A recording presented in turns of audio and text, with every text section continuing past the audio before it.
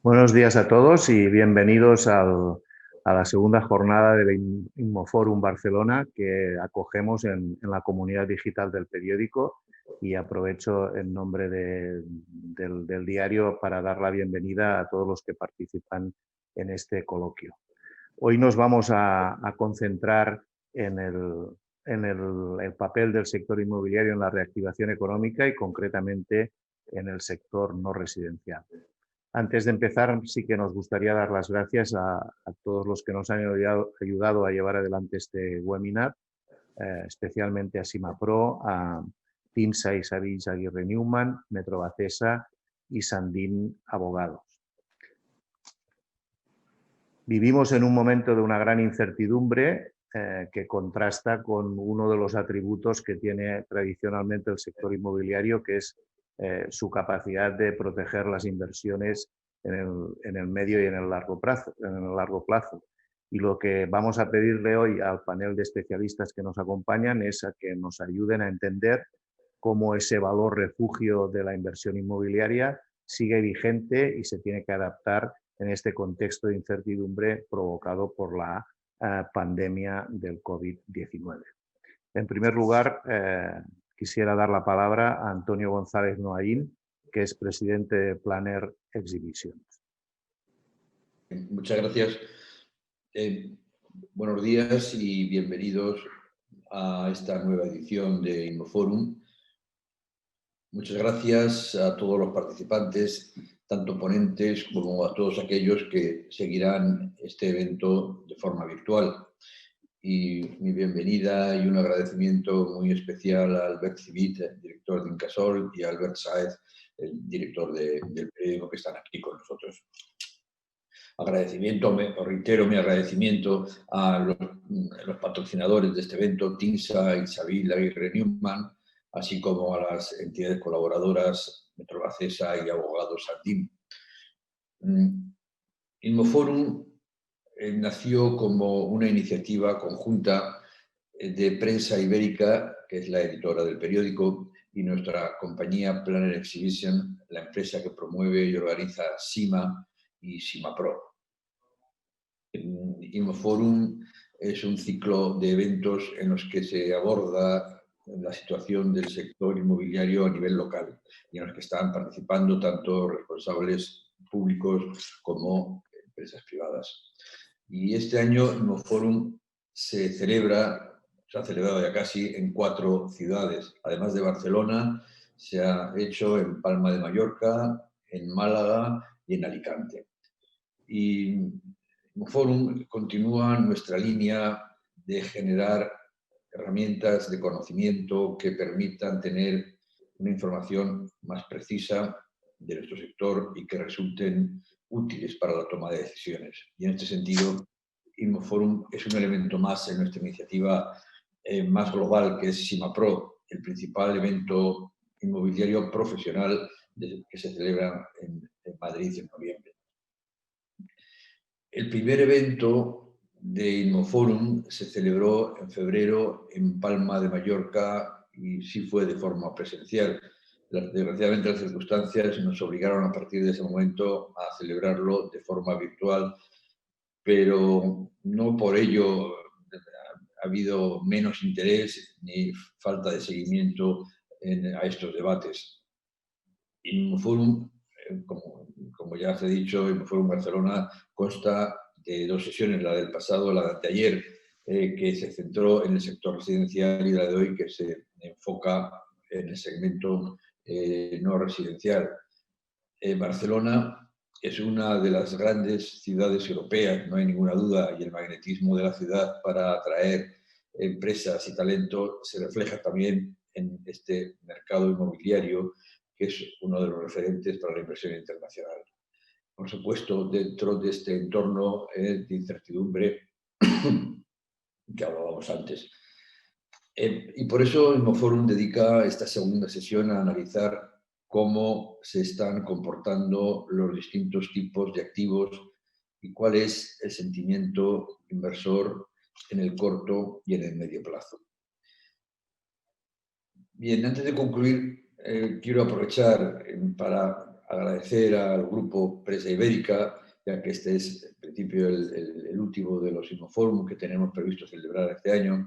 Y quiero dar las gracias al Grupo Presa Ibérica por esta fructífera colaboración que nos ha permitido analizar esta realidad inmobiliaria en 4 ciudades tan relevantes para el sector, como son Palma, Alicante, Málaga y ahora Barcelona.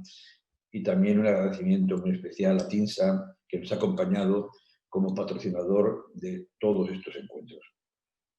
Y finalmente una brevísima referencia a SIMAPRO, el encuentro profesional de referencia del sector inmobiliario en nuestro país, que habitualmente celebramos en paralelo al Salón Inmobiliario, pero que este año, por los motivos que todos conocemos y que estamos viviendo, se va a celebrar ya dentro de pocos días y de forma inusualmente independiente, ya que el salón inmobiliario, por razones que ya sabemos, no podrá celebrarse. Esto no va a restar interés al programa, que en principio será tanto virtual como presencial, si es posible. Y yo animo a todos ustedes a que se inscriban en SIMAPRO, porque yo estoy convencido de que la participación en estas jornadas de SIMAPRO resultará a todos de gran utilidad. Y termino sin más, reiterando mi agradecimiento a Albert Civit, a Albert Sáez y a las entidades patrocinadoras y a las entidades colaboradoras de este evento. Muchísimas gracias y que les resulte a todos ustedes de gran interés este InnoForum que hoy se termina y es su segunda jornada. Muchas gracias. Muy bien, muchas gracias, Antonio. A continuación, vamos a dar la palabra a Albert Civit, que es director del Incasòl, el organismo de la Generalitat de Cataluña que se dedica a la promoción del suelo. Adelante, señor Civit. Sí, buenos días. Muchas gracias. Muchas gracias, Albert, y muchas gracias, Antonio. Y gracias a los organizadores y los patrocinadores por dejarnos participar y hacer esta breve introducción en el seminario que presentáis hoy y que ya viene, dijéramos, durante varios días y en varias ciudades teniendo diferentes éxitos, ¿no? Os quería agradecer también en nombre del conseller poder dirigiros estas palabras. El conseller Calvet no puede estar hoy, ha delegado en mí, pero quisiera haceros una pincelada o quisiera explicaros muy brevemente en nada 5 minutos cómo estamos viendo el sector desde la administración y sobre todo cómo estamos viendo el sector desde el sector público, porque sabéis, Incasòl no es administración, es sector público y esto a veces nos da matices diferentes que también quisiera explicar y que el conseller me ha pedido que explique. Como diríamos coloquialmente, en catalán, una de freda y una de calenta, en castellano una fría y una caliente. Este año es un año difícil, pero curiosamente en operaciones de suelo estamos reaccionando bien, y eso quisiera ponerlo en tela de juicio. Vamos a hablar de actividades no residenciales y yo creo que en ese sentido vale la pena, dijéramos, decir que el activo suelo se ha comportado bien este año. De hecho, el Incasòl este año va a vender más suelo que el año pasado, cosa que parece rara, difícil de explicar, pero va a ser así. Y yo creo que esto está pasando porque realmente Barcelona, Cataluña siguen siendo y serán durante mucho tiempo un punto, un hub de distribución muy importante para todo lo que sucede. A veces alguien ha dicho que Cataluña va a ser un hub de distribución logística. Yo creo que no es así, es mucho más amplio. Cataluña y Barcelona van a ser un hub de distribución de muchas cosas, de datos, de talento, de gente, de mercancías, pero también de actividad industrial y de transporte y de turismo.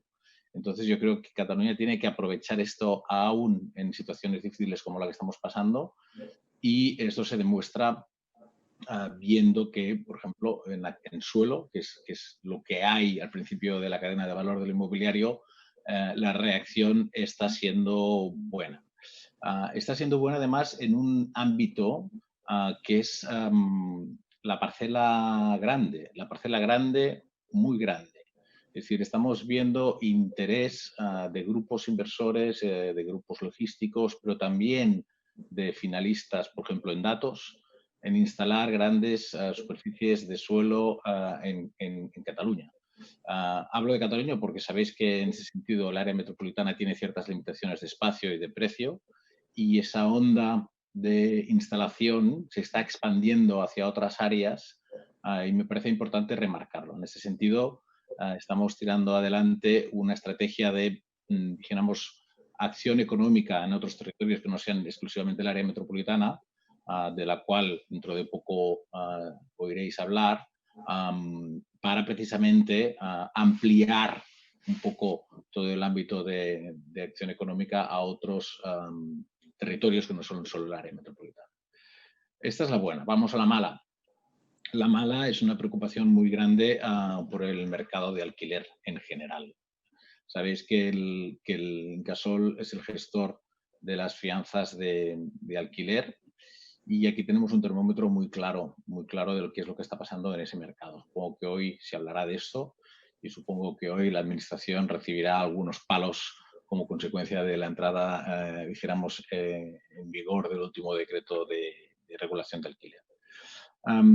Yo me quisiera desmarcar un poco, ya has dicho que a veces el sector público y la administración no van de la mano. En ese sentido, yo creo que se ha actuado por reacción de otras medidas de carácter sanitario y eso no han favorecido ni van a favorecer el mercado del alquiler, que en esos momentos detectamos que está muy hundido y en todos los sectores, evidentemente en el sector de los locales comerciales, pero también en el sector residencial. Estamos utilizando el pan para hoy, hambre para mañana, y esto yo creo que a la larga nos va a dar malos resultados.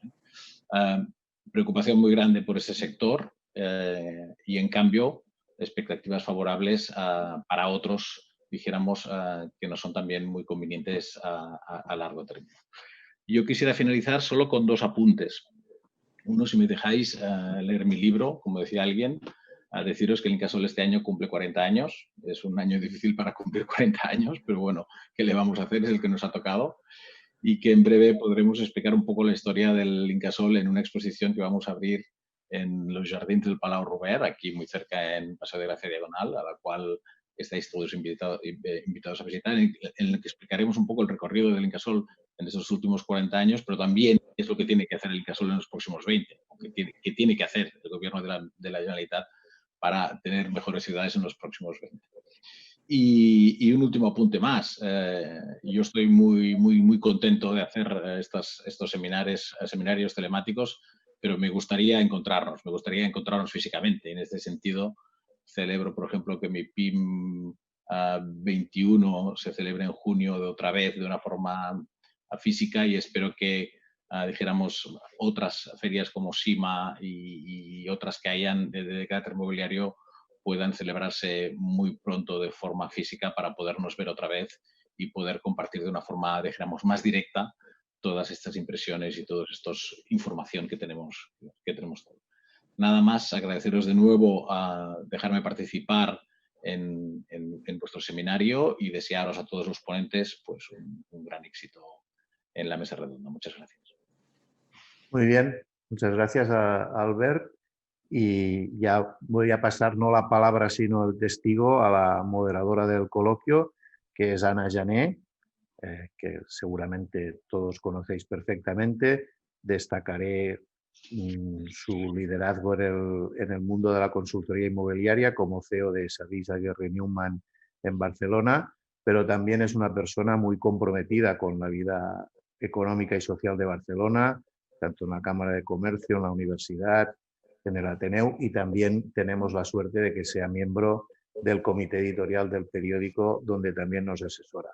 De todas maneras, y si ella me lo permite, creo que la mejor manera de conocer a Ana Jané es seguirla en Twitter, donde cada día nos regala por la primera hora de la mañana una selección de un magnífico cuadro que nos anima el día a todos los que la seguimos.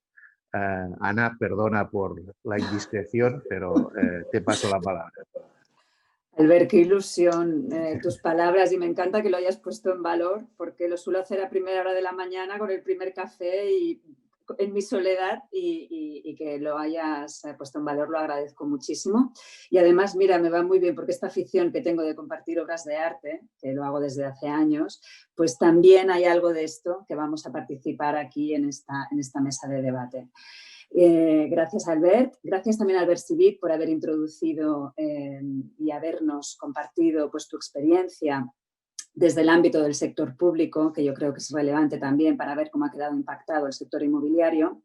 Y si os parece, vamos a arrancar ya con esta mesa redonda. Tenemos muchos temas a abordar, relativamente poco tiempo, entre 45 y 55 minutos, y también queremos recoger preguntas de las personas que estén conectadas y que tengan interés en hacer llegar sus comentarios, sus preguntas, sus sugerencias a nuestros ponentes.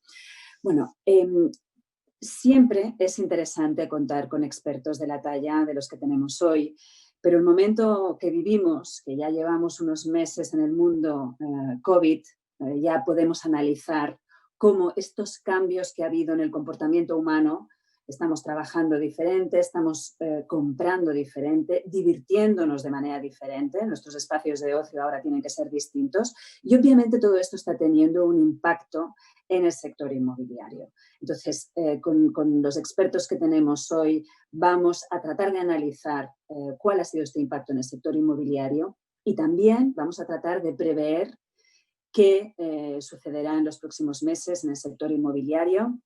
Llevamos, como decía, muchos meses de pandemia, pero poco a poco empezamos a ver que podemos llegar, si no a liberarnos de esta crisis sanitaria, sí al menos contenerla algo más a través de tratamientos, a través de vacunas, y esto parece que no está tan lejano. O sea que también es un momento interesante para ver cómo vamos a afrontar esta siguiente etapa. Voy a presentar brevemente a los tres ponentes, comentar que sus currículums extensos están en el link de la inscripción, por lo que yo voy a hacer una pincelada para poder entrar ya en materia, pero sí que voy a contar un poco su perfil y también las organizaciones en las que trabajan para que nos situemos. Empezaremos con Cristina García Peri, que es socia y directora de Desarrollo Corporativo y Estrategia del Grupo Azora, y también es consejera independiente de Evo Banco en España y presidente de Plan International en España, una organización sin ánimo de lucro enfocada al avance del derecho de los niños y la igualdad para las niñas. Cristina, un placer que hayas aceptado nuestra invitación y con muchas ganas de escucharte. Voy a introducir brevemente a Azora, que es una gestora independiente de capital enfocada en inversión y gestión de activos inmobiliarios, y lo que es muy interesante de Azora es que está especializada en diferentes verticales, o sea que con Cristina podemos hablar prácticamente de cualquier uso inmobiliario. Yo diría que sin el prácticamente, o sea, podemos hablar de cualquier uso inmobiliario, con lo cual pues yo creo que nos va a enriquecer muchísimo el debate. Pasamos ya a Juan Barba, que es socio de Meridia Capital, donde se incorporó en 2014, proveniente de Sareb, y en Meridia Capital es responsable de implementar la estrategia del negocio inmobiliario. Juan, bienvenido a ti también. Contigo también podremos hablar de todos los segmentos inmobiliarios. Ahora introduciré brevemente Meridia, que es una gestora de fondos de inversión que invierte en diferentes segmentos, como decía, oficinas, retail, etcétera, y con más de 850 millones de euros de capital recaudado desde el inicio, que es un inicio relativamente reciente. O sea que gracias también por incorporarte. Y finalmente, Cristian, que tiene un perfil algo distinto porque en su organización no son verticales diferentes, sino que es un único segmento, que es el segmento logístico, pero sí que nos parecía muy interesante tener una voz tan acreditada como la de Cristian para profundizar en todos los cambios que ha habido en la logística, que son fruto, como comentaba, de estos cambios en el comportamiento humano en la manera de comprar, ¿no? Y nos interesa mucho escuchar su opinión. Cristian es director general de Prologis en España y encabeza un equipo que gestiona una cartera de 57 centros logísticos con un total de 1.200.000 metros cuadrados y miembro rotativo del Comité de Inversión de Prologis a nivel global. Prologis es el líder, es un REIT líder en el segmento logístico a nivel mundial, con más de 95 millones de metros cuadrados en todo el mundo. O sea que sí, efectivamente, voz acreditada para hablar del comportamiento de la logística, no solamente en España, sino incluso también a nivel global. Bueno, pues si os parece, vamos a entrar ya La charla vamos a dividirla en diferentes segmentos, vamos a tratar de ser ágiles de la medida de lo posible para poder, como decía, dejar algo de espacio a las preguntas de las personas que nos estén escuchando y también como Albert me ha dado pie a decir que hay una pequeña sorpresa, que es que voy a compartir unas obras de arte para dar pie a cada uno de los bloques y para el primer bloque que lo que les voy a sugerir a los ponentes es que hablemos de cómo están preservando el valor de los activos en este momento tan complicado a partir de que se estalló la pandemia y el confinamiento. Y la obra de arte que he elegido es una de Giorgio de Chirico, la recompensa. Entiendo que, yo no lo veo en pantalla, pero entiendo que el departamento técnico la habrá puesto. Y esta obra, que tiene un aire así un poco como de confinamiento porque no hay personas, pero sí que hay un activo de aire clásico y por eso me venía muy bien para introducir cómo preservar el valor de los activos. Y si te parece, Cristina, nos gustaría mucho empezar contigo para saber desde Azora, con toda la experiencia que tenéis, cómo estáis haciendo esta labor tan relevante en estos momentos. Muchas gracias Ana. Y a todos los organizadores por invitarme, porque estoy encantada de estar aquí. Como decía Albert, espero que la próxima vez podamos estar en Barcelona, que es una ciudad a la que quiero muchísimo. Y he oído, Albert, que te gustará escucharlo, que una de las ferias inmobiliarias o de las reuniones inmobiliarias más importantes, sobre todo del mundo privado, que es INREF, se va a celebrar en Barcelona. Muy bien. Con lo cual, espero estar allí. Pero bueno, para entrar ya en materia, Ana, ¿cómo estamos preservando el valor de los activos? Y para daros una pequeña pincelada, y voy a ser breve porque sé que tenemos muchos temas, nosotros ahora mismo estamos gestionando 14.000 viviendas, estamos gestionando 12 residencias de la tercera edad y aproximadamente unos 15 hoteles. ¿Vale? Además de algunos edificios de oficinas, unos cines, en fin. Entonces, ¿cómo estamos gestionando o cómo estamos preservando, cómo hemos reaccionado ante el COVID? Por supuesto, lo primero ha sido preservar y asegurarnos la seguridad de los empleados de Azora. Y eso ha sido una parte muy importante de cómo nos hemos tenido que reinventar para seguir trabajando con seguridad y también para seguir trabajando para preservar el valor de nuestras carteras, que son de nuestros inversores. ¿Cómo lo hemos hecho? Pues lo hemos hecho con muchísima gestión. Una gestión todavía más activa en todos los activos. Hemos inmediatamente contactado con los inquilinos, hemos colaborado con ellos en el caso de que fuesen inquilinos que estaban pagando una renta fija, en darles, digamos, flexibilidad, en negociar esquemas de tal manera que ellos pudiesen sobrevivir estos momentos donde la gestión del activo subyacente que ellos gestionan o del que son inquilinos muchas veces casi no lo podían ni utilizar, pues ahí hemos sido colaboradores y colaborativos y hemos llegado a acuerdos en los que en principio no hemos condonado pagos, pero sí hemos diferido pagos y eso lo iremos revisando a menudo.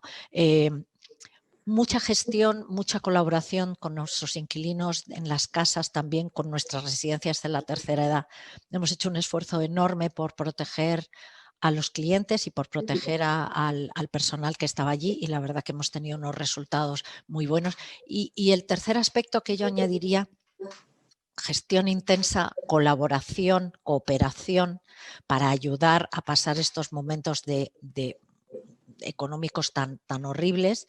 Y el tercer aspecto es planificación. O sea, hemos hecho mucho ejercicio de más que de intentar prever el futuro, de imaginarnos diferentes escenarios, porque es tan difícil hoy prever el futuro. Lo que hemos hecho es trabajar con diferentes escenarios. Un escenario muy pesimista de que seguimos con COVID y con las restricciones que el COVID y con las consecuencias que las restricciones tienen en la economía. Un escenario, digamos, que es más nuestro escenario base de recuperación, que es conservador.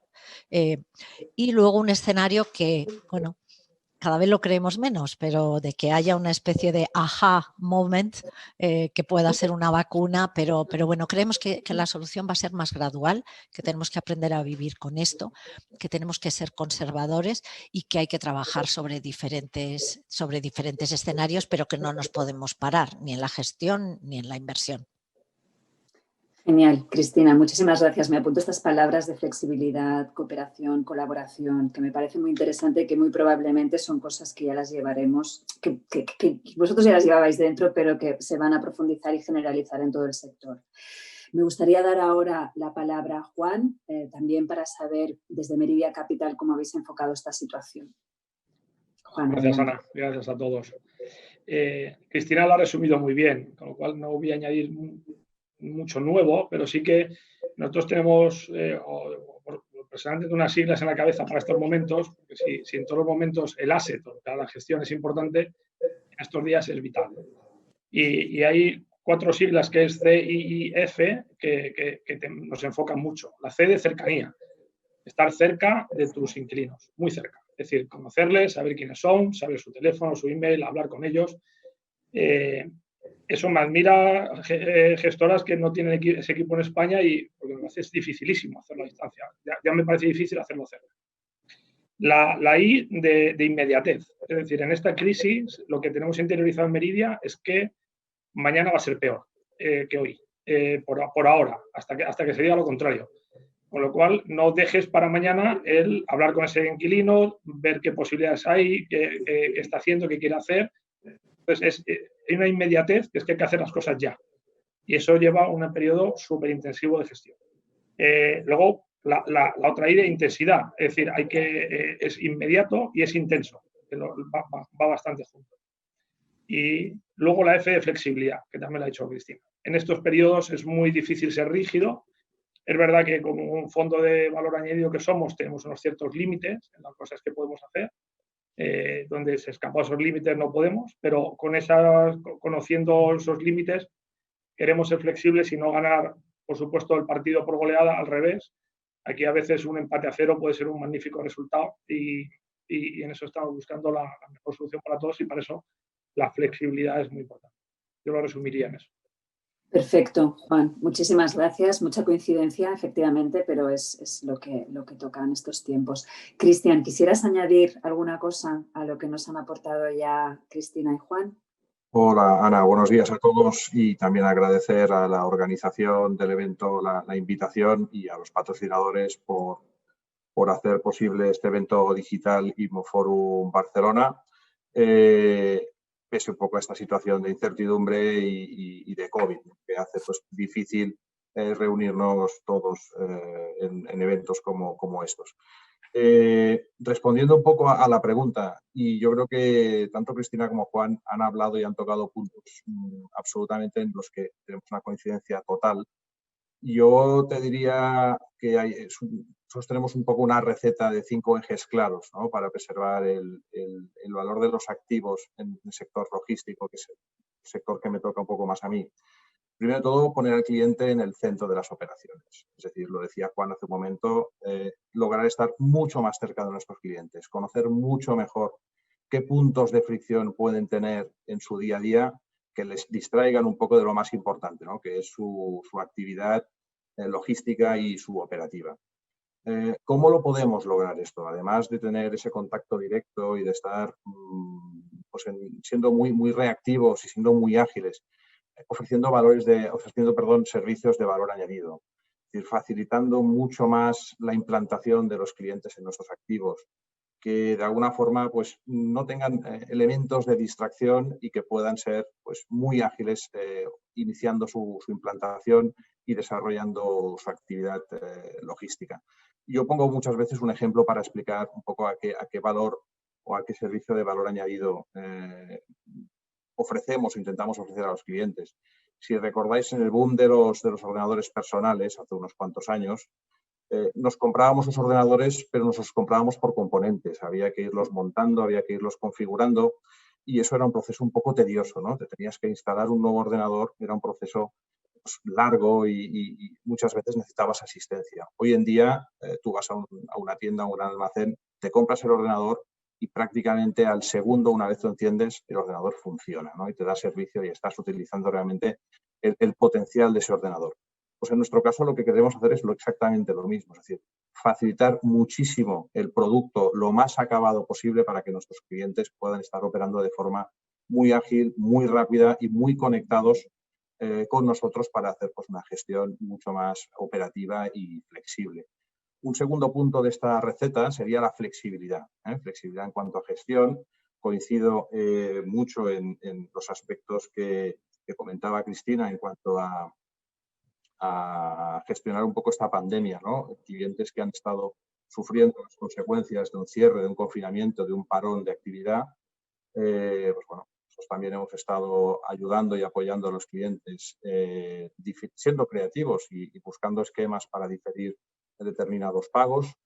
Luego también es importante la flexibilidad en el diseño de los activos, que sean lo más reaprovechables de cara al futuro y de cara a una futura variedad de usuarios durante su ciclo de vida. Otro aspecto importante de esta receta sería la sostenibilidad.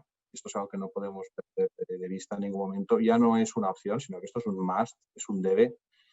Lo demandan los clientes y lo valoran nuestros inversores, ¿no? Debemos ser cuidadosos más que nunca con el medio ambiente, con la eficiencia energética, preservar los recursos naturales, utilizar energías renovables en la medida de lo posible, reducir la generación de residuos, y etcétera, etcétera. Con lo cual, hoy en día, en todos los desarrollos logísticos de última generación, todos ellos ya vienen con un sello de reconocido prestigio que certifica el grado en el que estos edificios se incorporan medidas de diseño en beneficio de la sostenibilidad. Cuarto punto, y también lo comentaba el Albert Sivit, ¿no? El Big Data, la digitalización y el ser data céntricos. Esto es muy importante. Estamos viviendo un proceso de digitalización y de transformación a nivel global. En mi sector, el sector de la logística, absolutamente con un impacto bestial en todos los procesos. Estamos digitalizando el proceso de gestión, digitalizando las fases de diseño y de exploración de nuestros activos, conectar los activos a Internet, ¿no? El Internet de las cosas. Nosotros lo hemos denominado almacenes 4.0, que es un poco acuñado del término de la industria 4.0. Con estos almacenes inteligentes somos capaces de capturar, de recopilar y de procesar información para permitir a los usuarios aprovechar eficiencias y sinergias, ¿no? En beneficio de las cadenas de suministro y contribuir de una mejor manera a la planificación, que es una asignatura todavía pendiente de muchas cadenas de suministro y de muchas empresas. Y por último, no me lo puedo dejar, y es un aspecto absolutamente esencial y común a todos los 4 puntos que he comentado anteriormente, la innovación y la tecnología. Sin la tecnología, todos estos aspectos no se podrían implementar. Y la innovación, pues eso tiene que estar presente en todos nuestros procesos, tiene que estar presente en los servicios que ofrecemos, ¿no? Nosotros hemos ido un paso más allá en la logística y sobre todo para poder generar o seguir generando más valor tanto al cliente como al accionista, hemos implementado una iniciativa que se llama Parklife. No me quiero extender mucho, pero va más allá de las 4 paredes y de un techo, va en generar comunidad, va en ayudar a reducir el absentismo en los almacenes logísticos y va en la vía de ofrecer una experiencia mejor y que complemente mucho más a los usuarios de estos parques logísticos, ¿no? Dotándolos de espacios comunes, dotándolos de una plataforma de car sharing para que el commuting o el desplazamiento a los puntos de trabajo sea lo más sostenible y lo más ágil y fácil posible. Habilitar espacios tipo cantinas con máquinas de vending, instalaciones deportivas, es decir, ir más allá de lo que es el propio real estate y ofrecer una experiencia mucho más completa y mejor, ¿no? Para los usuarios y para nuestros clientes en definitiva. Fantástico, muchísimas gracias, Cristian. Por cerrar ya este bloque, yo la conclusión que sacaría es que realmente es encomiable el cambio que ha hecho el sector inmobiliario, que hemos hecho a nivel de profesionalización, de reacción rápida a la hora de responder ante las crisis, porque en la crisis precedente, que tampoco hace tanto tiempo, yo creo que se abordó de una manera muy diferente a todo lo que os hemos estado escuchando, Cristina, Juan y Cristian, de toda esta capacidad que habéis tenido para reaccionar rápido rápido y preservar el valor de los activos. Vamos a pasar, si os parece, ya al segundo bloque, que hemos estado hablando, ¿no?, a la hora de preservar el valor de los activos todo el rato, pues, del usuario de esos activos, ¿no?, del usuario de esas oficinas, de esas naves logísticas, de esos locales comerciales. Y me gustaría que ahora abordáramos la situación de estos usuarios. Para ello, vamos al segundo cuadro, que veréis, se llama Paraguas bajo la lluvia. Estos pretenden ser un símil de las empresas que están ahora, pues, soportando una lluvia. Estas están bien pertrechadas bajo paraguas, ¿no? Pero, claro, una cosa que muchas veces no se tiene en cuenta es que el usuario del inmobiliario no residencial son empresas, es la economía de nuestro país. Y ahora están en situación complicada, soportando lluvia, y el sector inmobiliario, pues, es quien les provee de espacio para que puedan desarrollar esa actividad. Entonces, si os parece, os voy a dirigir una pregunta diferente a cada uno de vosotros, distinguiendo por segmentos. Empezaríamos por Juan Barba. Me gustaría preguntarte a ti desde Meridia, ¿cómo veis la situación de los usuarios de los activos de oficinas y también de retail? Si puedes hacer una pincelada. Sí. Gracias. Voy a empezar por retail.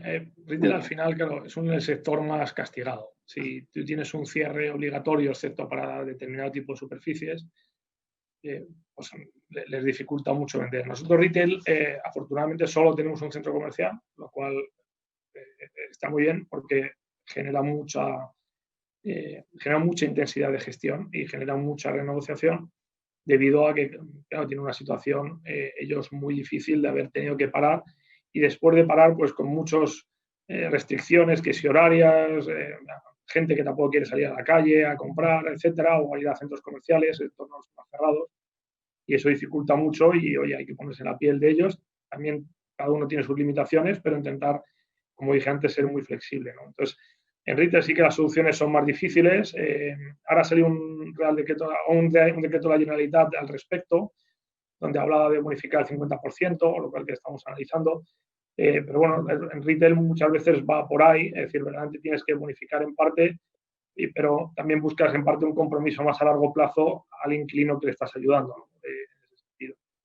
En oficinas también va mucho por ahí, le puedes ayudar temporalmente, pero también buscas un compromiso más a largo plazo, un compromiso futuro, o un plan de renovación, o algún tipo de acuerdo que a él le ayudes verdaderamente en el corto plazo, y en el largo plazo nos ayudemos todos, ¿no?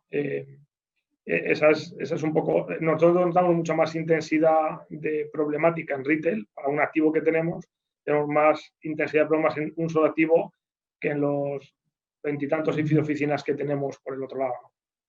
Pero sí que es cierto que hay mucha gestión que hacer. De todos modos, Juan, permíteme que te repregunte en concreto sobre las oficinas. Bueno, todos hemos vivido experiencia de confinamiento y de teletrabajo forzoso, vamos a decirlo así, y al final también hemos visto que resolvíamos problemas, que acabábamos tirando adelante con las cosas, y esto está haciendo que muchas empresas se replanteen porcentajes de teletrabajo o de presencia física en oficinas.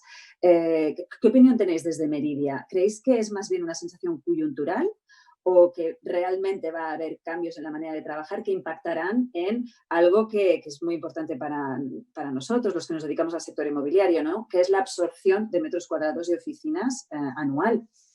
Es muy buena pregunta, y está ahora en el debate de oficinas de todo el sector, ¿no?, y del público y de las corporaciones en general, ¿no? Todavía es difícil saber la tendencia, porque está variando muy rápido. Cuando nos confinamos, la sensación que tenía todo el mundo es de incluso un incremento de productividad. Lo que pasa es que también debido a esa sensación de angustia del no saber qué pasa, reaccionas con una hiperadrenalina de hipertrabajo y a solucionar muchos problemas muy rápido, ¿no? El tema es que cuando eso se pasa, como se pasan a veces los efectos, lo que nos llega es que la capacidad de mantener la productividad es compleja desde casa y a distancia, en muchos sectores. Vender a distancia también es complejo, es decir, si en reuniones presenciales la capacidad de vender a alguien algo, un proyecto de consultoría, de servicios, etcétera, te dificulta mucho. la capacidad de aprendizaje de la gente más junior entre, no sé, 20 y 35 años, claro, en aquella época te sentabas al lado del senior y te explicaba el Excel lo que estaba haciendo, te tomabas un café con él y te contaba tal. Veo muy difícil que alguien senior se le mete a un junior por Zoom y le explica las cosas igual, ¿no? Lo veo más complicado. Se suma y luego la capacidad de creación, la capacidad de cooperación, de darse ideas, de estar en una mesa reunidos y a ver qué se ocurre. Es más difícil por Zoom. Se puede, pero es menos, creemos que es menos intenso. Nosotros creemos que con todo esto, al final, si lo mezclas en la ecuación, es posible, es decir, creemos que sí que va a haber trabajo a distancia, no sé si teletrabajo o trabajo a distancia, de parte, pero no va a ser, creemos que el total es muy difícil. Entonces, que a lo mejor se haya una jornada donde partes presencial y partes desde tu casa. También es cierto, por ejemplo, el otro día justo hice una visita a un edificio que tenemos con una empresa y me dijo, oye, con esta nueva ley de trabajo ya nos estamos planteando volver a las oficinas, porque nos sale más caro el collar que el galgo, ¿no? Entonces, también va a depender de eso, ¿no? A veces las legislaciones van a ayudar tanto al que se trabaje que al final hacen tan caro todo al teletrabajador que al final las empresas dicen, bueno, pues me sale más barato mandarles otra vez todos a la oficina. Ese es otro factor que hay que ver caso a caso, ¿no? Es decir, todo unido sí que creemos que algo va a afectar. También es cierto que estamos viendo unos parámetros de densidad de oficinas brutales, bajando a 7:1, algunos call centers a 5:1, 5 metros por persona, tal, y creemos que eso ya es más difícil de mantener, con lo cual el efecto no sé si va a ser neutro, probablemente sea una reducción del mercado de oficinas. También es cierto que otros datos muy importantes nosotros que creemos es que si se reduce el mercado de oficinas, nosotros no estamos en una situación como en Londres o en París, donde 2/3 de los edificios son clase B más o clase A. Aquí es al revés, aquí es 1/3 de los edificios son clase A o clase B más. Con lo cual, lo que sí que creemos es que la obsolescencia de los edificios ahora va a ser mucho más castigada, edificios que no tengan buena ventilación, buena capacidad lumínica y lo medioambiental, que yo estoy de acuerdo totalmente con Cristian, que ya es una cosa que no es algo casual. Todo ello unido hace que el efecto en el mercado de oficinas sobre el parqué de oficinas institucional no sea tan fuerte. O puede ser fuerte, pero no sea tanto. Muy bien, muchas gracias por tus reflexiones. Me parece que bueno, que empieza a haber consenso en relación a todo esto, ¿no? Que no será tan fiero el teletrabajo como parecía en un inicio, pero que algo de impacto es muy probable que tenga. Muchas gracias. Seguimos, por favor, con Cristian. Si nos puedes contar, en vuestro caso específico, usuarios de naves logísticas, que entiendo que son perfiles diferentes, pero si nos puedes contar un poco, por favor. Sí, Ana. Bueno, a ver, el COVID-19 nos ha hecho ver que la logística es un sector, entre comillas, que está vacunado a esta pandemia, ¿no? Ha sido un sector muy resiliente en mayor parte, ¿no? En la mayor parte de nuestros clientes, ¿no? Desde aquí, además, aprovecho para hacer una especial mención al esfuerzo titánico que han realizado las cadenas de suministro durante esta primera ola de pandemia y durante los meses posteriores, sobre todo en los sectores agroalimentario y farmacéutico, ¿no? Que pues, han podido funcionar de forma razonable, con cierta normalidad, y la población al final ha podido estar abastecida correctamente con productos de primera necesidad. Esto hay que ponerlo en valor. Esto ha sido, evidentemente, gracias al esfuerzo de las trabajadoras y trabajadores del sector, unos momentos realmente de mucha incertidumbre sanitaria y, evidentemente, al parque de activos logísticos de calidad que hay en estos momentos en España. A nivel de usuarios, a nivel de clientes, una parte ha sufrido claramente el parón, como ha sido el tejido productivo y el cierre de tiendas, centros comerciales, todo lo que es un poco el canal offline, que tras la desescalada pues, se ha ido reactivando. Hay que ver un poco el impacto de esta segunda ola y qué medidas tomamos un poco para controlar esta pandemia. Y por otro lado, en la parte más positiva, ha habido usuarios que pues, han experimentado un crecimiento muy positivo, sobre todo asociado al crecimiento del e-commerce, ¿no? del canal online. Es decir, el avance ha sido exponencial. Hemos avanzado prácticamente 10 años en 3 meses en adopción, ¿no? Bueno, increíble. Y lo que está generando esto y lo que va a seguir generando pues es un crecimiento de nuestro sector demandando pues más metros cuadrados de espacio logístico, ¿no? Simplemente para dar un dato y acabo en mi respuesta dando pues un poco de esperanza en el sector inmobiliario dentro de la parte logística y deciros que nosotros durante los meses de abril y marzo el 40% de los nuevos alquileres que tuvimos fueron asociados al canal e-commerce, ¿no? Con lo cual esto es una tendencia real y de crecimiento futuro. Perfecto, Cristiano. Todos lo intuíamos que obviamente erais el sector más resiliente, pero se agradece mucho esta objetivación con datos y con la experiencia vivida con este parque que tenéis, ¿no? Por último, Cristina, bueno, yo te invito a que hables de cualquier segmento inmobiliario. No, bueno. Nos encantaría, pero si nos pudieras también dar tu visión sobre estos activos alternativos, ¿no? Residencias tercera edad, que también, lógicamente, deben haber mostrado más resiliencia, residencias de estudiantes. También nos gustaría mucho si nos pudieras dar una pincelada sobre ello. Sí, encantada. Bueno, cada sector es distinto, ¿no? Y lo acabamos de escuchar, ¿no? Oficinas, retail y logística, que estoy completamente de acuerdo con Cristian. Yo creo que es un sector que va a salir reforzado de esta situación, ¿no? Porque estoy 100% de acuerdo que se va a acelerar la penetración de la compra online. Bueno, voy a hablar un poco de dos, ¿no? De residencias de la tercera edad y del mundo de los hoteles, ¿no? Residencias de la tercera edad, como digo, yo creo que la parte sanitaria ahí ha sido mucho más relevante que en cualquier otro sector inmobiliario, porque nuestros inquilinos allí es el colectivo de mayor riesgo que hay. Entonces, el foco principal ha sido la seguridad. Se ha invertido mucho dinero en equipos, en test constantes a la gente que viene a visitar, en test a la gente que trabaja, en test a las personas, a los residentes, en establecer protocolos de visitas. Hemos aprendido, bueno, hemos hecho todos un máster, porque incluso nosotros trabajamos con operadores muy, muy, muy prestigiosos y que gestionan cientos de residencias por toda Europa, pero una situación como esta no es algo para lo que nadie estaban preparados, ni siquiera ellos. Entonces yo creo que ahí, volviendo un poco a la colaboración, ha sido una colaboración muy intensa entre el operador y nosotros para un poco compartir todas las medidas que se tenían que tomar y bueno, el impacto económico ha sido de mayor coste. Nuestra cuenta de resultados ha reflejado, o la del operador, según cómo lo hayamos repartido, ese coste adicional. Y lo que obviamente se ha visto es que el incremento de ocupación donde teníamos habitaciones vacías se ha paralizado completamente.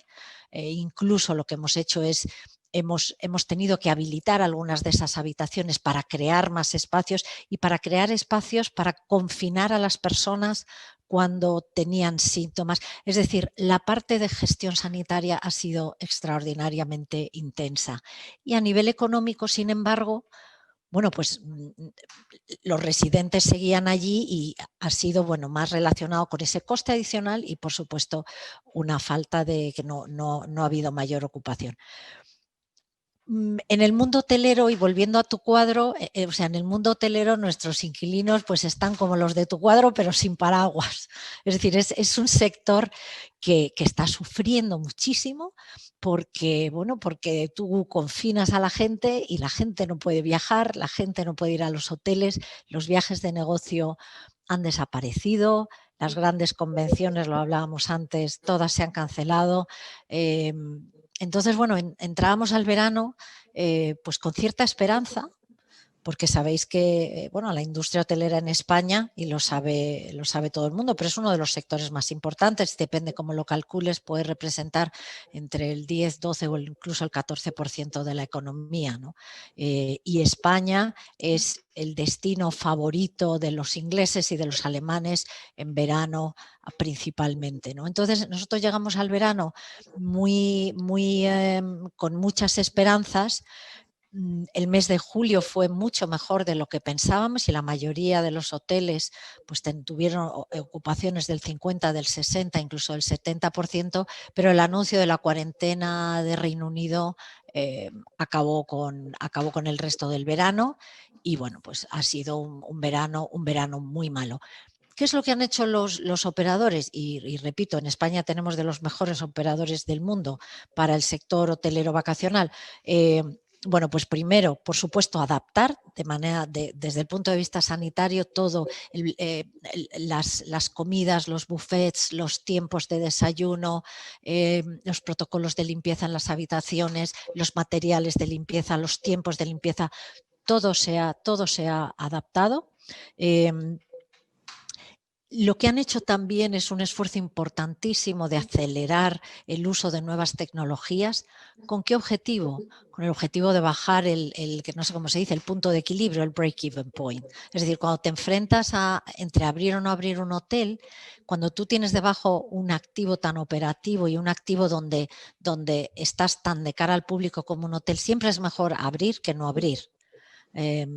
Pero para abrir sin perder hasta la camisa tienes que utilizar mucha tecnología, recepciones con menos gente, mucho más aplicaciones en los móviles. Entonces ha habido una aceleración de la adaptación o de la adopción de las nuevas tecnologías por parte de los hoteleros para intentar sobrevivir en estos momentos, ¿no? Y luego a nivel digamos, económico, de rentas, pues vuelvo a lo de antes, ¿no? Los operadores han entrado en esta crisis que estamos viviendo mucho más saneados que en la crisis anterior. Los niveles de deuda son muy bajos y además la banca está apoyando. ¿Y por qué está apoyando? Porque bueno, yo creo que esta crisis es una crisis de oferta, no es una crisis de demanda. Nosotros estamos convencidos que la gente va a volver a viajar. El problema es, primero, cuándo las restricciones lo permiten y segundo, y está muy relacionado en función de lo que duren esas restricciones, cuál va a ser el impacto en la economía y hasta qué punto vamos a generar desempleo y vamos a generar una crisis económica, ¿no? Pero los operadores en general lo que hemos hecho es, como decía antes, hemos reestructurado los contratos, hemos diferido rentas y las hemos variabilizado. Y creo que para todos los activos donde por debajo hay una operativa, donde el inquilino está gestionando el activo, yo creo que esta crisis ha demostrado que esos contratos tienen que ser mucho más variables de lo que son hoy. Incluso en el mundo retail, creo que vamos a ver un mucho mayor componente de renta variable. ¿Por qué? Porque al final, si el activo está cerrado, el operador no tiene, va directamente desde su balance. Entonces, a veces, en algunos casos, lo que hemos hecho es esa parte de la renta que este año era muy ridículo pedir que nos la pagasen, diferirla y a veces variabilizarla, de tal manera que en función también de cómo sea el futuro, y volvemos al tema de los escenarios, también compartir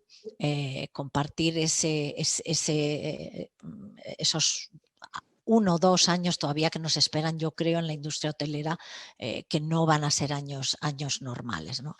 Entonces es uno de los sectores que más está sufriendo, pero también es uno de los sectores donde yo creo que nadie pone en duda que va a volver, mientras que otros hay dudas. Pues, hay más dudas.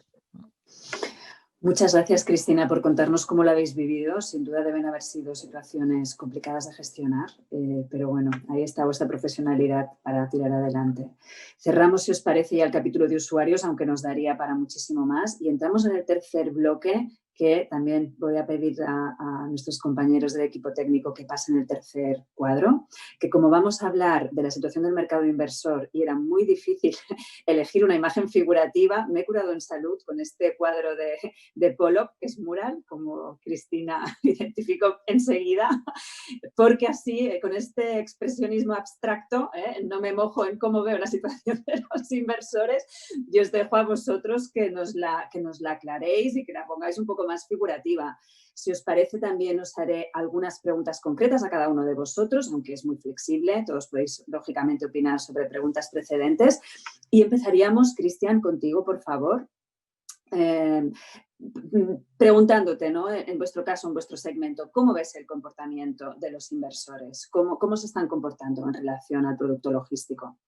Intuimos que bien, pero bueno, si nos lo puedes objetivar y ampliar un poco más, te lo agradecemos. Bien, gracias, Ana. Bueno, el sector logístico en España se está institucionalizando cada vez más. Los contratos de arrendamiento son estables. El mercado logístico es cada vez más transparente y más profesional, ¿no? Lo que sigue atrayendo cada vez más la inversión internacional e institucional, ¿no? Estamos viendo que hay muchísima entrada de capital alemán y coreano en estos momentos, queriendo invertir en carteras logísticas. Hay mucha presión inversora. Y un poco siguiendo la ley del mercado, ¿no? Oferta y demanda, pues estamos viendo un aumento de los valores, ¿no? De los capital values muy notable, ¿no? Y eso al mismo tiempo también pues, revierte en una compresión de las rentabilidades o de las yields que han llegado a superar en algunos casos máximos históricos, ¿no? Con lo cual es un momento álgido y es un momento, pues, te diría, bastante activo y apasionante en el que está el mercado logístico en España. Y en general, pero ahora te hablo un poco de España, ¿no? Un poco nuestra estrategia y por ser breve, los fundamentales del mercado en estos momentos son favorables, de absorción, tasa de disponibilidad en general, sin perjuicio de que efectivamente hay alguna dispersión en determinados submercados. Dentro del mercado español no todo es uniforme y no todas las coronas ni todas las áreas se comportan de la misma manera, pero vemos un horizonte muy favorable para seguir creciendo en este sector y, como decía antes, sobre todo traccionado por el crecimiento del e-commerce, ¿no? De momento, pues, el sector positivo y con un horizonte pues, para seguir ofreciendo producto logístico en el mercado. Fantástico, Cristian. Muchísimas gracias. Cristina, si te parece, seguimos contigo. Quisiera preguntarte, con vuestra experiencia en diferentes segmentos, ¿dónde ves el foco de los inversores? Para empezar, preguntarte algo muy obvio, ¿no? ¿Sigue habiendo interés para invertir en inmobiliario? Y si la respuesta es sí, ¿cuáles son los segmentos que están captando mayor interés? Bueno, yo sigo viendo mucho interés en inmobiliario y te diría más, Ana, un interés creciente. Por lo que leo, por lo que hablo con los inversores, la mayoría están incrementando sus allocations, sus asignaciones porcentuales en sus carteras al mundo inmobiliario, porque mientras los tipos de interés sigan tan bajos y otra vez el momento que estamos viviendo y las ayudas que están dando de liquidez a la economía, una de las consecuencias es que los tipos de interés bajos van a seguir a corto plazo durante más tiempo. Otra cosa para otro debate es en algún momento qué es lo que tiene que pasar o qué es lo que va a pasar. Entonces yo creo que el inmobiliario cada vez más los inversores ven que es una fuente de flujos a largo plazo estables e indexados a la inflación. Entonces yo creo que va a seguir habiendo muchísimo interés por el mundo inmobiliario. Dentro del inmobiliario, ¿qué es lo que yo veo? Veo un poco una polarización ahora mismo, ¿no?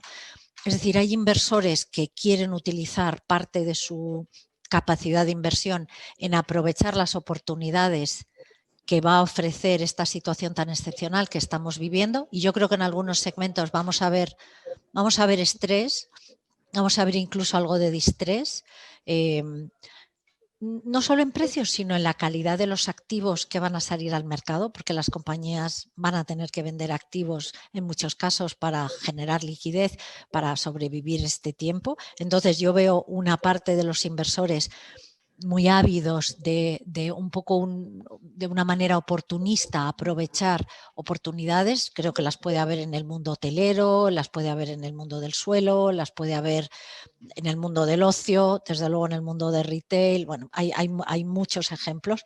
Y por otro lado, también es un momento para ser conservadores, para mirar a tu cartera y decir, bueno, qué es lo que tengo, y tengo algo que haya demostrado resiliencia ante una situación como la que estamos viviendo, ¿no? Y, por ejemplo, veo muchísimo interés por la inversión en residencial en alquiler un poco al otro extremo de el distrés y algo muy, muy estable y a largo plazo. Y por último, luego yo creo que hay activos, y aquí Cristian se va a poner muy contento, pero creo que hay activos cuya demanda y por tanto cuyo valor y donde la expectativa de subida de rentas ha aumentado por lo que está pasando, que son el mundo de la logística, porque la penetración del e-commerce se va a acelerar en todos los países y eso genera muchísimos cambios en los activos logísticos y por lo tanto y necesidad de mayor espacio logístico, o por ejemplo los centros de datos, es decir, el 5G, la utilización cada vez más masiva en todos los sectores de la industria, de las tecnologías, va a hacer que todo el tratamiento de datos requiera también mucha mayor infraestructura, ¿no? Entonces, bueno, yo lo dividiría así, pero desde luego creo que no debemos estar preocupados desde el punto de vista de inversión. Lo importante es, bueno, ofrecer y ayudar a los inversores a elegir en función de su perfil de riesgo lo que más se adecue. Fantástico, Cristina, muchísimas gracias. Tirando del hilo de algo que tú has mencionado, ¿no? Este apetito que hay de perfiles más oportunistas para venir con dinero, que incluso fueron capaces de levantar en ese confinamiento tan de cerrojazo, me gustaría verterle a Juan la siguiente pregunta. Y es muy directa, Juan. Los oportunistas van a tener oportunidades generalizadas. ¿Cómo valoras el papel de los oportunistas en esta crisis tan extraña en la que estamos? Sí, bueno, hay que diferenciar entre lo que es, porque hay como tres tipos, ¿no? Dentro de ese rango. Están los value add, que son dentro de los que buscan oportunidad los que no pueden asumir tanto riesgo, luego están los oportunistas y luego están, como ha dicho Cristian, los distress. En el corto medio plazo, yo creo que los que van a tener más opción de comprar son los distress, porque sus números los hacen casi siempre con equity, full equity, es decir, con fondos propios o con sus financiaciones puente, pero sin contar con deuda bancaria. El resto es una situación más compleja, porque así como un fondo core, yo coincido que en todos los segmentos hay muchísimo potencial dinero. Es decir, pasta hay en todos los segmentos, potencial.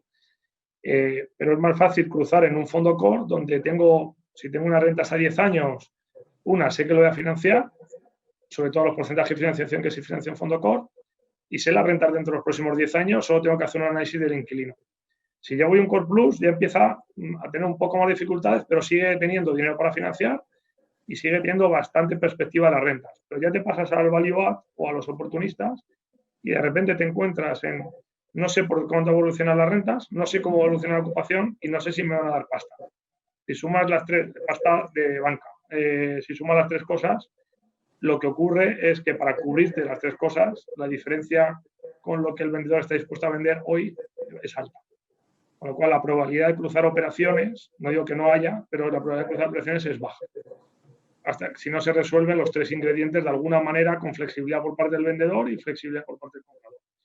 Pero hoy por hoy, con la liquidez que hay, que sí, COS, ERTES y demás, todavía no hay una situación definida en eso y además los bancos ahora mismo están en una situación muy de los anglosajones de wait and see, parar y ver a ver qué ocurre. Entonces, con eso la perspectiva, yo creo que cerrar operaciones es baja. Entendido, Juan, muchas gracias. Mira, me da pie todo lo que nos has comentado a introducir ya el cuarto bloque, que sería de financiación. Para aquí el cuadro que he elegido es muy alegórico, es un cuadro de Marc Chagall. Hay un sol en el cielo, que yo sería como el sector financiero, y abajo hay una barca que simularía el sector inmobiliario. Lo digo porque tradicionalmente ha habido mucha relación y realmente el sector financiero pues ha dado luz, calor, muchas cosas al sector inmobiliario. Y ahora estamos en una situación más endurecida, los loan to value no son tan elevados, el spread es claramente más alto que antes del mundo de pandemia y me gustaría tener vuestra visión al respecto. Juan, tú ya nos has dado bastante la tuya, diría yo, por lo que le daría la palabra a Cristina o a Cristian, que nos dijerais cómo veis cómo puede impactar, hasta qué punto puede impactar este mayor endurecimiento del sector financiero en relación a los proyectos y las operaciones inmobiliarias. Bueno, yo estoy de acuerdo con lo que comentaba Juan, ¿no? Yo creo que ahora mismo el sector financiero está tremendamente, el sector financiero tradicional, la banca, está tremendamente conservador. Creo que para los proyectos de bajo riesgo, proyectos que estén generando ya rentabilidad con sponsors buenos y reputados, creo que va a seguir habiendo financiación. El problema lo van a tener proyectos de desarrollo, proyectos de transformación de activos y proyectos donde haya una donde la comercialización del activo o la capacidad del activo de generar caja pues esté un poco lejos en el futuro, ¿no? Y ahí nosotros estamos viendo ya bueno, que hay bancos que determinados sectores no los están financiando, o determinadas tipologías de proyectos. Estamos viendo mayores costes, estamos viendo mayor rigidez en los covenants y en la estructura de las financiaciones en general. Y yo te doy un ejemplo, Ana, y es que por primera vez nosotros estamos considerando en determinadas operaciones trabajar con financiadores alternativos, o por lo menos en complementar lo que es una financiación más tradicional con financiadores alternativos. ¿Cuál es la ventaja que tenemos ahora? Y es que, bueno, tenemos una ventaja y una desventaja, ¿no? En Europa no tenemos un mercado de capitales activo como lo hay en Estados Unidos, que sea una alternativa a la banca, pero sí que es verdad que han ido apareciendo alternativas a la banca y que no solo son el fondo que te presta al 12 y al 13%, ¿no? Sino que, por ejemplo, las compañías de seguros están empezando a prestar en directo, les encanta el mundo inmobiliario y ellos son una fuente de financiación a unas rentabilidades muchísimo más parecidas a los bancos, y están entre los bancos y los fondos, pero mucho más cerca de los bancos. Luego tienes la banca internacional o la banca más tradicional, banca de inversión, no banca comercial, que también a veces es una alternativa para operaciones concretas, para operaciones grandes. Es decir, la financiación existe, pero es mucho más complicada. Y desde luego, lo que creo que va a ser muy difícil es si tú tienes que encajar una financiación bancaria en el caso de una compra de un activo. Es decir, yo creo que inversores que tengan equity, que tengan el capital, van a tener una ventaja brutal de comprar activos y luego financiarlos, ¿no? Nosotros, por dar una nota de optimismo, y en el sector hotelero, nosotros acabamos de hacer un primer cierre en julio, en plena pandemia, y hemos levantado compromisos de capital de 680 millones de euros y de inversores globales, fondos de pensiones, fondos soberanos. Es un proyecto paneuropeo, pero con un componente español importante, con lo cual creo que la confianza de los inversores está ahí, y para nosotros el tener ese capital nos da muchísima ventaja a la hora de comprar, ¿no? Entonces es complejo, pero creo que sí que va a estar ahí la financiación. Muchas gracias, Cristina, por tu testimonio, y enhorabuena por levantar capital en ese momento tan abundantemente, en este momento tan complicado. Cristian, cerramos contigo tu opinión sobre el momento actual, financiación y cómo nos puede afectar. Muy rápido, yo coincido y no tengo mucho más que añadir de lo que ha añadido y ha explicado Juan y Cristina. Nosotros también estamos mirando otras alternativas también complementarias a la financiación. Hemos podido emitir unos bonos verdes recientemente, también para financiar y complementar un poco la financiación. Estamos viendo y aterrizando un poco la financiación, sobre todo en mi sector, más especializado en logística. Estamos viendo que los valores de los activos logísticos pues, se mantienen estables pese a la pandemia, y en algunos submercados también pues, creciendo, y que el spread pues, está estable. Es decir, no vemos que vaya a haber mucho obstáculo en seguir financiando proyectos logísticos evidentemente con buenos covenants, con buenas ubicaciones y con proyectos con calidad, ¿no? Con lo cual, pues bueno, coincido un poco en la línea de mis compañeros. Fantástico, muchísimas gracias. Tengo una mala noticia, nos quedan muy pocos minutos, tenemos preguntas del público, entonces si queremos hacer lo que teníamos previsto, que nos quedarían 2 bloques, os pediré por favor máxima agilidad, ¿vale? Haremos casi preguntas tipo test, que Cristina vi que, que a ti te sometieron también a una situación parecida y la verdad es que fue muy ameno y muy divertido.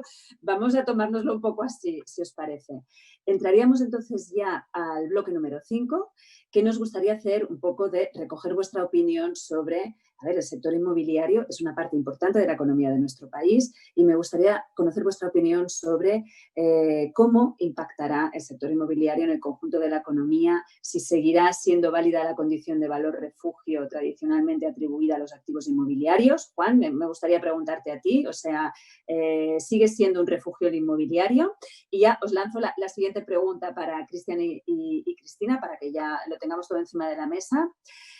También la pregunta que me gustaría lanzaros es ¿cómo creéis que debería acompañarnos el sector público al sector privado para que podamos ser un motor de la recuperación económica tan necesaria que necesita nuestro país?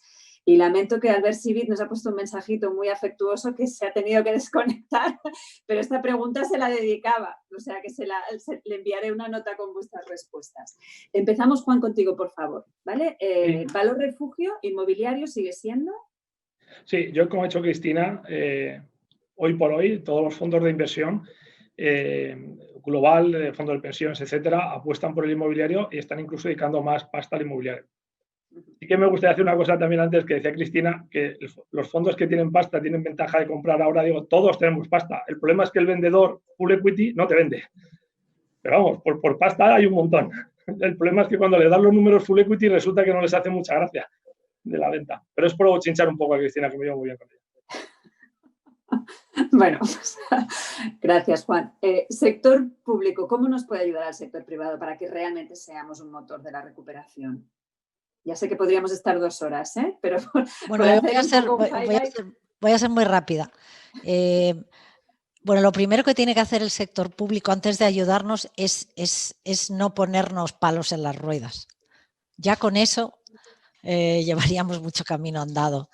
Pero yo creo que hay una oportunidad magnífica de colaborar entre el sector público y el sector privado en ámbitos como el agilizar los permisos, el agilizar la calificación de suelos, en agilizar la regeneración de zonas que hay oportunidad. O sea, volviendo a Juan, que tienes toda la razón, que hay mucho dinero, los inversores les encantan los grandes proyectos de regeneración, en fin, pero claro, para eso hace falta un marco que sea que reconozca que el sector privado está ahí, pero que el sector privado tiene que generar un retorno adecuado, un retorno para su capital adecuado al riesgo que toma.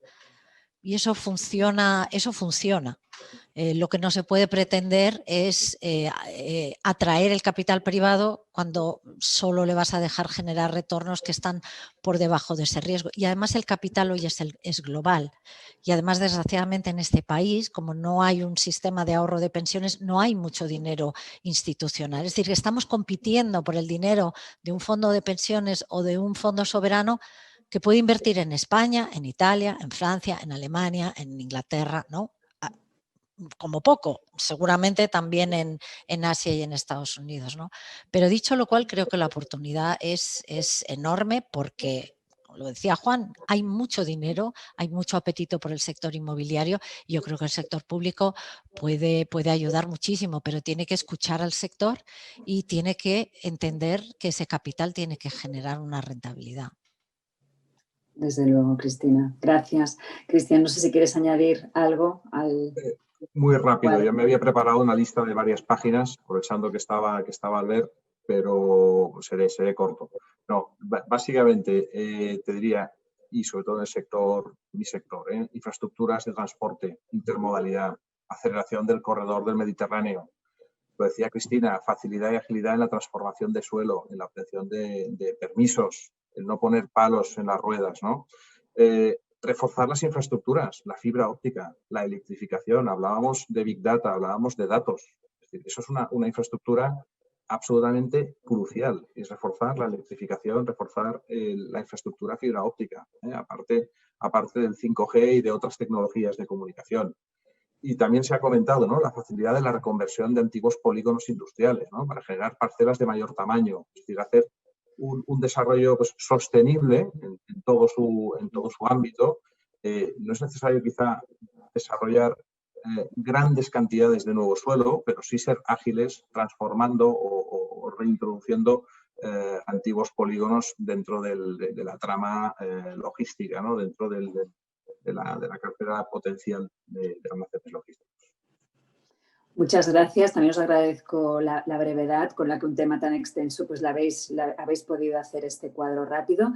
Pasamos ya rápidamente al bloque 5, que sugería hablar del mundo post-pandemia.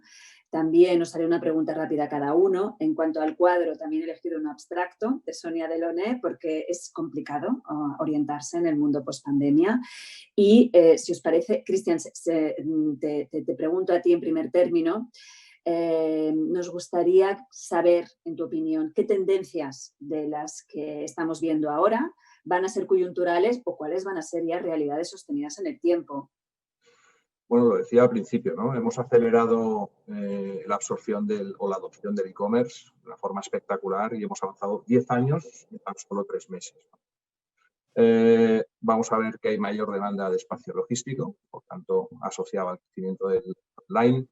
Las cadenas del suministro asociadas al e-commerce demandan 3 veces más espacio de almacén que las cadenas de suministro del canal offline, lo cual, pese a que tengamos pues, un canal online, el espacio de almacenamiento es 3 veces superior a la logística tradicional.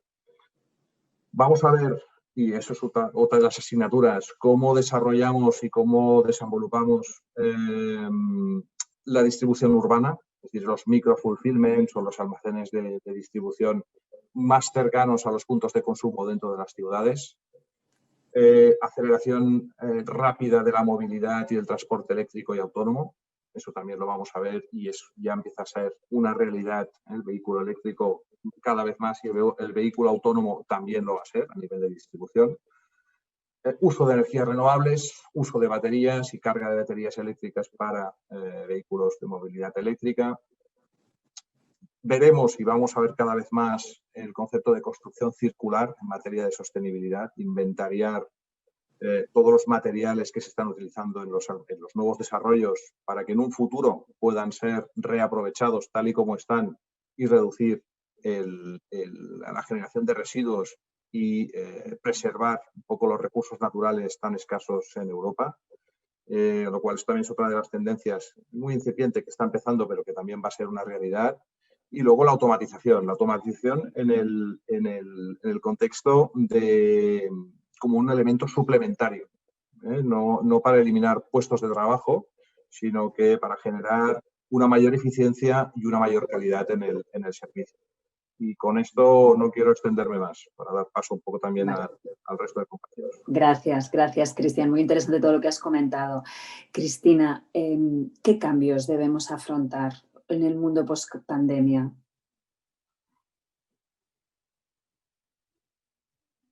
Disculpa, que estás en mute. Sí, ya, perdona. Bueno, yo creo que hemos hablado ya de muchos cambios, ¿no? Yo creo que hay otro importante que lo vamos a empezar a ver quizás más despacio, pero que es la generación de nuevos espacios y de espacios cada vez más mixtos, ¿no? Leía el otro día que John Lewis va a pedir permiso, volviendo a las administraciones, para poder construir residencial encima de todos esos supermercados, ¿no? Usos mixtos donde haya retail, donde haya un coworking, donde haya una oficina tradicional, donde haya residencial, donde haya parte de hotel, service apartment. Yo creo que cada vez vamos a ver más este tipo de espacios en las ciudades. y que están muy relacionados también con la manera en la que los inquilinos están usando el real estate, que cada vez exigen más flexibilidad. Por supuesto, yo estoy con Juan, las oficinas no van a desaparecer, creo que está overdone el tema de que todo el mundo va a trabajar desde casa, ¿no? Pero sí que es cierto que el concepto de que haya una parte de tu espacio que sea flexible, creo que eso va a perdurar más allá de la pandemia, y que lo que son los cuarteles generales, la oficina maravillosa en el CBD va a ser más pequeña, y luego las empresas van a necesitar espacios. Y lo mismo con las personas, ¿no? El co-living, no solo para gente joven, sino para gente mayor, ¿no? Yo creo que el mundo del real estate cada vez se va a tener que adaptar más a las necesidades del inquilino. Me parece que fue Cristian que lo dijo, hay que centrarse cada vez más en el usuario, ¿no? Y nosotros eso brevemente lo hemos vivido mucho en nuestros activos residenciales, cuando montamos nuestro property manager, que es quien contrata a los conserjes, y si se te estropea algo, lo veíamos verdaderamente como un centro casi de costes. Bueno, pues sí, necesitamos tener esto y ahora lo vemos como una fuente de valor añadido.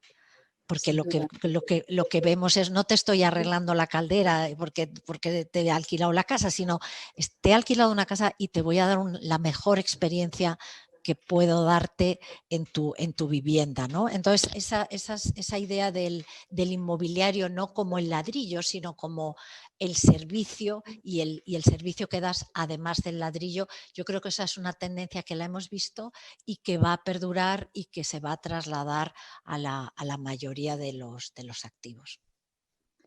Muy interesante, Cristina. Muchas gracias. Juan, acabamos contigo y os trasladaré ya 3 preguntas del público que tengo. Lo que quisiéramos de ti también, por cerrar este mundo post-pandemia, ¿alguna recomendación? ¿Cómo debemos afrontarlo? ¿Cómo ves a nuestro sector? Bueno, lo primero, Ana, que me encantaría que fuera post-pandemia. El post todavía está por ver, ¿eh?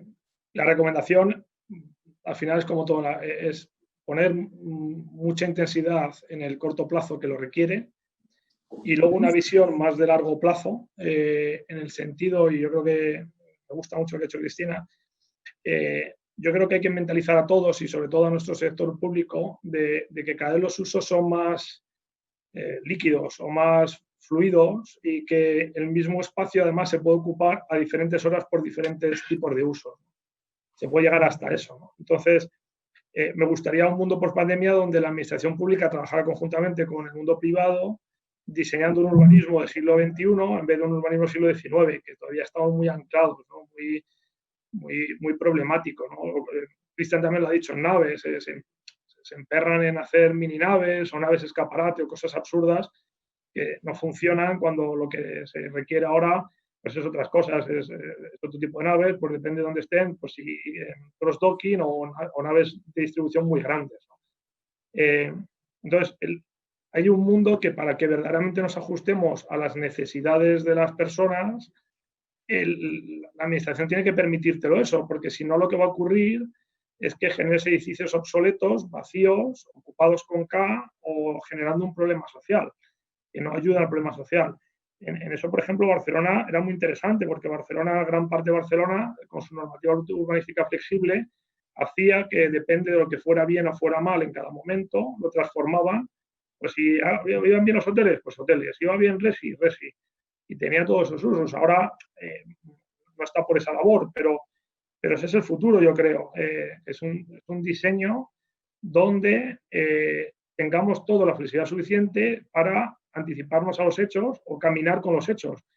También hablabais del centro de datos. Pues oye, a lo mejor es que hay que planificar fibra, capacidad eléctrica y demás, porque eso va al futuro por ahí. Cada vez hay más datos y además llegamos tarde, porque claro, el usuario, es decir, el que tiene esa necesidad de datos, son 5 compañías, ocupan el 83% de la necesidad de datos, con lo cual o te organizas como país o vas siempre a la retaguardia, ¿no? Entonces, para mí, y vamos, no digo nada nuevo, yo creo que el futuro va por acompasar la legislación con las necesidades de las personas.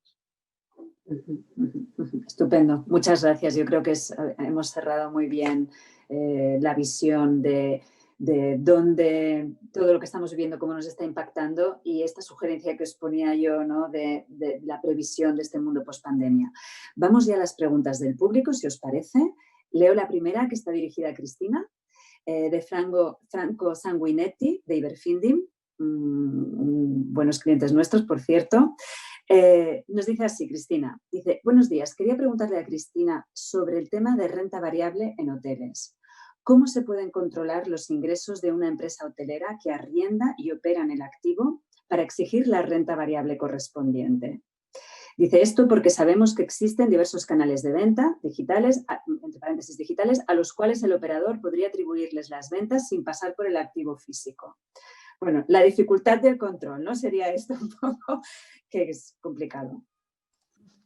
Bueno, yo creo que es una magnífica pregunta y comparto absolutamente la preocupación de la persona que la hace, ¿no? Nosotros hemos pasado de invertir en hoteles en los que nos pagan una renta fija a una renta fija y variable y a una renta variable, pero en ese camino hemos creado un equipo que está dedicado únicamente a hacer lo que dice esta persona, ¿no? Que es precisamente controlar, entender la cuenta de resultados del hotel y controlar y auditar de alguna manera las cuentas del hotel para asegurarnos de que estamos cobrando y de que estamos calculando la renta correctamente, ¿no? No solo, lo dice muy bien este oyente, no solo por qué canal se ha vendido esa habitación tiene un coste completamente distinto, tiene toda la razón, ¿no? Si lo haces en directo, pues el coste es mínimo, si lo haces a través de una OTA, pues a lo mejor es un 20%, ¿no? Pero también en la cuenta de resultados, porque las cadenas, los grupos hoteleros proveen a los hoteles de muchos servicios a través de departamentos internos. Entonces, nosotros le pedimos a todos nuestros operadores primero que esos servicios internos que proveen ellos estén documentados en un contrato exactamente igual que si fuese con un tercero. También les obligamos a hacer un benchmarking de los términos económicos desde luego cada vez que empiezan a operar con nosotros y luego regularmente dependiendo del contrato todos los años o cada cierto tiempo, pero es un tema importantísimo y es un tema de control y de disciplina. Ahora bien, nosotros creemos que vale la pena. ¿Por qué? Porque la realidad es que cuando las cosas van mal no te pagan la renta fija y cuando las cosas van bien no te beneficias como dueño del hotel de lo bien que van las cosas.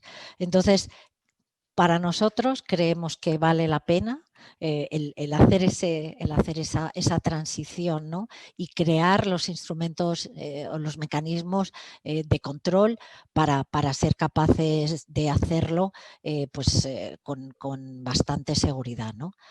Porque la rentabilidad para el inversor pues no tiene nada que ver, ¿no? Y como digo, el problema es que la renta fija es el mejor de los mundos para el operador, porque cuando va todo muy muy mal, pues si no te la pueden pagar, pues no la vas a recibir. Y sin embargo, cuando las cosas van muy muy bien, pues tú como dueño del activo no te beneficias, ¿no? Y bueno, claro, luego la otra manera de hacer eso es invirtiendo con gestores como Azora. Pero bueno, hay otras maneras de hacerlo. Muy bien. Pero muy buena pregunta, muy buena pregunta. Bueno, te agradecemos la respuesta. Continúo con otra pregunta de Óscar Fraile. Nos pregunta: hemos visto que algunas tendencias como el e-commerce se han visto reforzadas durante el contexto de pandemia, como ha contado Cristian, pero ¿cómo están respondiendo las empresas a las nuevas demandas vinculadas al COVID? La verdad, no interpreto muy bien a qué se refiere Óscar, ¿eh? Es decir, ¿cómo están respondiendo?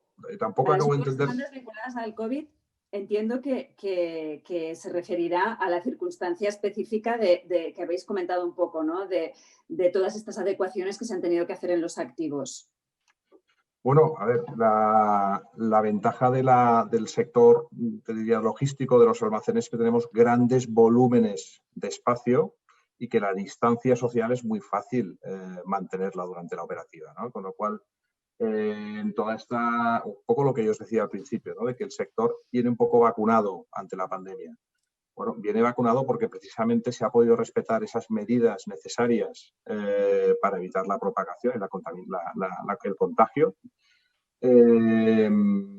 Nosotros también hemos estado, como decía al principio, cerca de los clientes para intentar ver si podíamos, mediante establecer una serie de estrategias conjuntas en nuestros parques, evitar, por ejemplo, os voy a poner un ejemplo, todos los transportistas que venían con los camiones a descargar, para no poderlos mezclar, por decir de alguna forma, con los núcleos, vamos a llamar entre comillas, burbuja, que eran los trabajadores que estaban dentro del almacén.